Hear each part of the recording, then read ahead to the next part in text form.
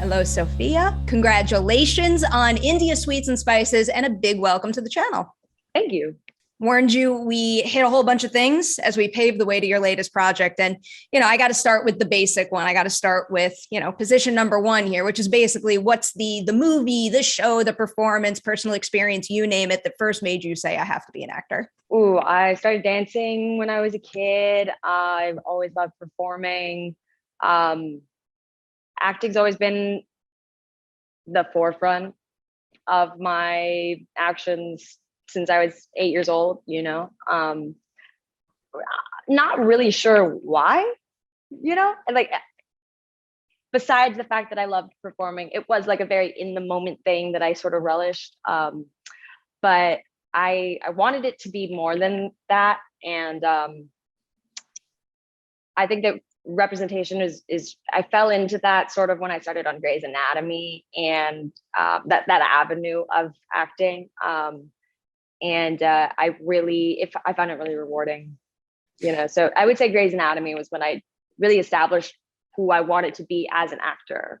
So in that case, is there a particular scene you remember doing where, that idea and what you wanted your career to be just really came into focus? Like the first time that you realized that acting offered you this creative feeling that you needed to keep having? Okay, then I would say that's The Wilds.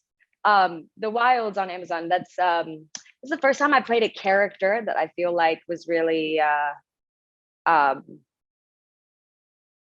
in an environment that was curated by white Americans, and it was still a full-fledged character. And not only, it was also very female centric, so it was women driven, and I was working around all women, which was new to me. And I felt so free in it to sort of explore whatever. And a lot of times I was like, let's go to the weirdest place, start there, and then like move on, and they were cool with that. And that was new. It was the first time I'd ever admitted to myself, oh, maybe I am actually good at this, which is weird. Like you would think I would think that already, having pursued it since I was 8, but no, I was never, I'm good at this. I was just like, I do it. I'm an actor. You're exceptional in that. I'm ruining my roadmap right now, but I kind of don't care because of what you just brought up. Is there an example of a scene from The Wilds where, you felt compelled to take a really big swing and try something, and then you did and it paid off well? Oh, yeah. I feel like every scene, I think that one of the luxuries that I have as an actor is the fact that whoever I portray hasn't really been established yet in media. So I can kind of make it up as I go, and like no one really knows how to direct it either. So I really was just like, what is this going to be like? And what is this going to be like? And what is this going to be like? And I improv so much, and I just gave her, like whatever I could. And then when they cut it all together, it made so much sense, what they ended up choosing and the ways that they ended up going with her. But every scene, there was one scene in particular where I'm sort of emceeing like a fight between two twins, and I did a lot of improv in that. I didn't end up going with any of the improv in the cut, but it just helped me so much past that point understand like who this character is and the types of stuff that she says and what's funny. And it's cool. It's cool to learn what's funny. I feel like you need a bonus feature now or something. I kind of want to see that. Oh, there was like a gag reel or something. Oh. You can watch it, and I think that they have some of the lines in that. Well, now we know what I'm doing immediately after this. Now trying to go back to an earlier title here. I am so curious what it was like being on the set of Everybody Wants Some so early on in your career, because Richard Linklater is such like a one-of-a-kind, unique director. So, that's one of your first big features. What kind of expectations does working with a director like him wind up establishing? I've never really been a person that's like hype, works off the built height. Like, to me, it was just another job. Yeah, I had no expectations. I didn't expect it to be a hit. Obviously, it's Richard Linklater, and like he's a legend. Man's a legend. He was so cool to work with. Actually, very inspiring in a lot of ways. And I hardly ever think about it now that you mention it. And I feel like I should more, because he was definitely a unique director. He was very, very unique. I never work with directors like that anymore. Very collaborative, very open-minded. I was originally just supposed to be in one scene, and they put me in more because they liked me that much. And that's a huge compliment. From a director like that, hell yeah. Wait, Yeah. now just because I'm curious, so you don't get too hyped very often about the people that you work with, but is there anyone out there where if you got the opportunity to work with them, you like wouldn't be able to contain yourself? So many people. Oh my God, I was like that with Antonio Banderas. Like, I was like that with Manisha when on Indian Sweets and Spices. I've never in a million years expected to ever work with either of them.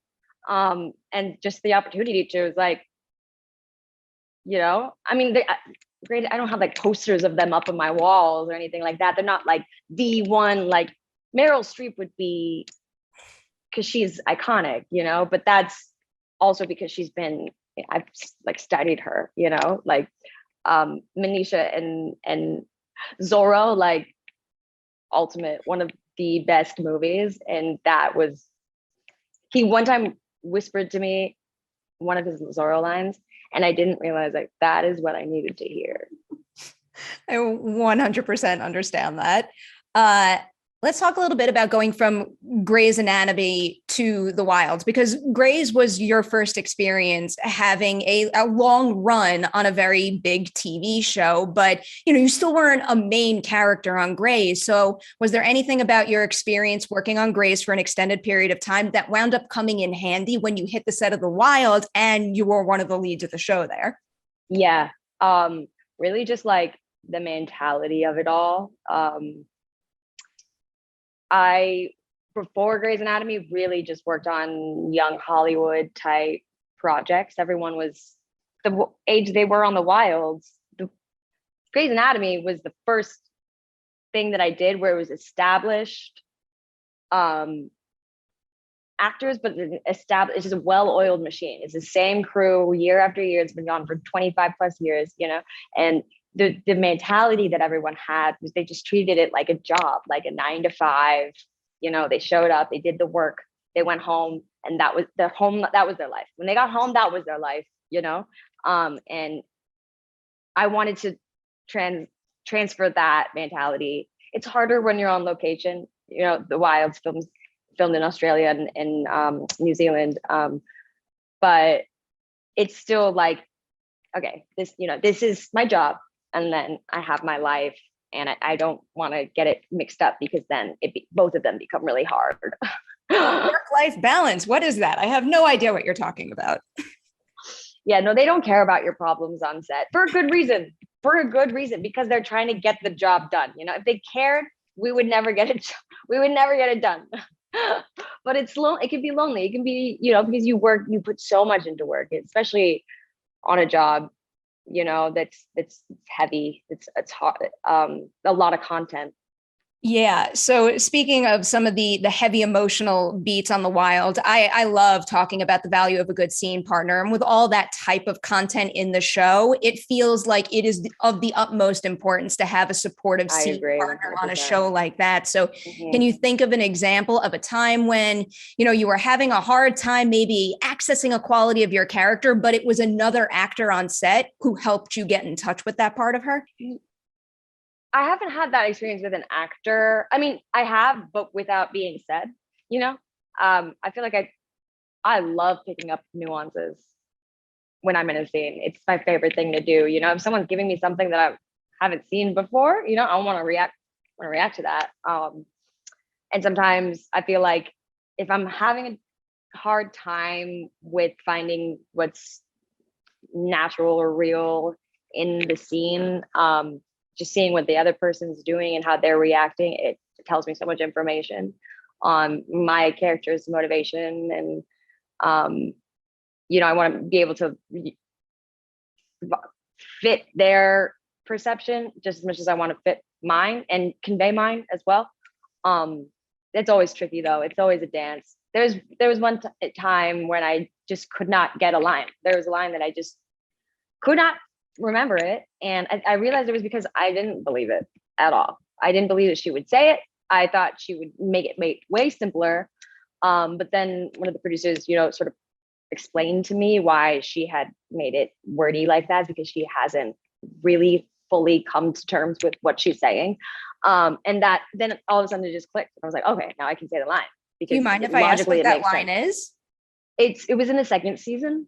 Oh, okay. That we just filmed. So I mean, it was in a line that is super pivotal to the story. I think she's talking about having children, and she talks about she relates it to her parents, like I want to have, she says she wants to have kids because she wants to do, now I can't remember it. That's funny. But she wants to have kids because she wants to do what her parents did better or something like that. And I kept shortening it. And she was like, no, she wants it to work. She doesn't want to expose her parents to her friends at this moment. It's more just like a backhanded comment. So she's, lightening it. So interesting. We'll circle back. We'll go more in depth on that stuff in the future. I can't wait for season 2. Before we get into India Sweets and Spices, very briefly on Uncharted, because that's a pretty big step to take in your career, your first massive studio film. So I guess what would you say was the most surprising thing about what it takes to be part of a production of that scale? Oh, Meg. It's so much a team effort. First of all, it's so much a team effort. Like, I feel like the director has a million jobs that I've never seen. I mean, ever. I've never seen. He has to be like an orchestrator so much of this like conveyor belt, because it was such a large production. And for me, the most challenging thing was the stunts. Like, it is a stunt movie. It is so stunt heavy. And I love a challenge. And I like to think of myself as someone who doesn't have limits, but I do. Believe it or not, I do. There are things that I am limited by that I cannot physically do. And I really learned that on this. Wait, now I must ask. Looking back, it's nice. What is the limitation there? Is it like a certain, kind of like exercise or stunt movement? Because whenever I go to the gym, I'm like, I want to do everything, but then my body just says no, and I have a hard time computing that. Yeah. No, it's just like I did a lot of sliding, like across cars and down things, like on my hip, and just the repetition of it. I wouldn't click, oh, I've like hurt myself, I would just continue in that adrenaline, continue going. And then, I never got like severely injured, but I got like some pretty massive bruising on my body because I just kept hitting the same spot over and over and again, where I in a time where I could have been like, okay, you know what, let's let the double come do a few takes now. Like, I need to ice my hip. I get it. I wouldn't be able to say no to stuff like that. Yeah, I'm just like, let's keep going. Come on. All right. India Sweets and Spices. I was busy reading the press notes, and I read that you were originally asked to play the best friend role in this, and at an early table read that pivoted. So I guess when Geeta decided to pivot and told you about it, were you completely caught off guard and shocked that you could be playing the lead? I forgot about it. I forgot about the movie entirely. I mean, it'd been years. Like, we did the table read, and I was like, sick. What is this? I mean, it was just some random casting director reached out, I think, to my reps, and they were putting on the table read because they wanted to hear it out loud, and they were just looking for actors to fill the spots. And they had me read Neha, and I think Geeta, that was when she got it in her head that she wanted me to play Alia, but I had no idea. And then like years later, after I was already like pretty, I think it was in the middle of shooting Grays, she reached out, and we went and got lunch and talked about the project, and then I read for it and got it. That is so cool. Does Yeah. that happen very often where you're randomly kind of called up and asked to participate in a table read just so people can hear their script? No, never, ever, ever, never. And Sounds I like thought it's maybe it was personal. like special because it was all Indian cast and I'd never seen anything like that, you know?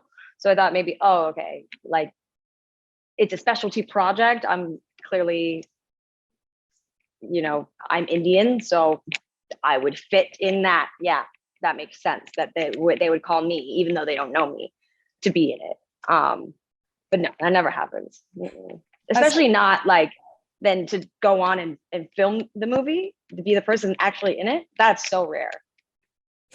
I love that story. I feel like that should happen more often just for the It sake of happens with workshopping things. friends. Happens for friends with like I'll read things with friends, like for friends, knowing that I'm not going to be in the movie. You know, is my earring hitting this? I think I hear it a little bit. Okay, I'm gonna take that off. It's all good. Looking back at some of the past projects that you were on, is there anything that you saw, a lead actor or someone who was number one on the call sheet do on set that influenced how you wanted to carry yourself on a movie set that you were the headliner on? Yeah. Yes, absolutely. But I think I learned more on what not to do. To be honest, which sucks. It's not like I haven't had bad number ones. I haven't at all. I've had really, really great one. Ellen Pompeo is like a powerhouse boss bitch, but in a lot of ways, it is so easy to get out of touch. It is so easy. Like I know that there's so many ways that I am out of touch and that I'm ignorant. And like the biggest thing that I want to make sure for myself throughout my career is that I do not stop learning, like I don't think, oh, I know it all. And everyone needs to like do what I say. You know what I mean? That's extreme, but also just like, I want to always constantly be taking in other perspectives. I like that approach to it. How about working with Geeta as an actor's director now? Was there anything she did for you on this set that you wish more directors brought to sets out there? Yeah. She was so clear and precise on what she wanted every single day. She knew exactly what she wanted. Every shot, every scene. It was very structured. And it makes my job so much easier. So much easier.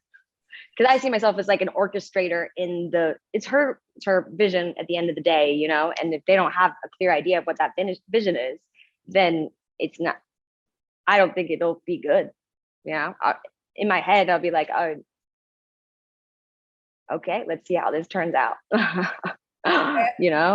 Fair enough. I could see that vision coming to life in this movie because it is. Oh yeah. The whole time I was like, this is going to be good. So it's a true charmer with a very well established comedic beat and the precise amount of like a dramatic through line throughout where it feels like it's able to tap into multiple genres and be a crowd pleaser, but it's also got some real weight and value to it. And being able to balance that in a situation like this just feels like the ultimate challenge to me. Maybe that's not why I'm not a writer. Yeah, and also it's heavy material too. It is heavy. So to be told in a more lighthearted way is like, it's the only way really you can digest something like that. That's why I love it in comedy and I love it in horror because sometimes you're able to process the bigger human truths through different genres like that more easily than if you were spoon-fed it through a straightforward drama. Absolutely. I mean, if this was a straightforward drama, Alia would be reacting emotionally so much more. It would hit her heavy, She's like happens, she processes, and then her actions follow. Mm-hmm. And that's who's that healthy mentally? Come on. Well, thank you for spending some time with me today. And for everybody out there, India Sweets and Spices is available in theaters on November 19th. Do check it out. Sophia, huge congratulations on the movie and also everything you've accomplished thus far. I can't wait to see more. Oh, thank you. Soon enough. The Wild season 2. I can't wait.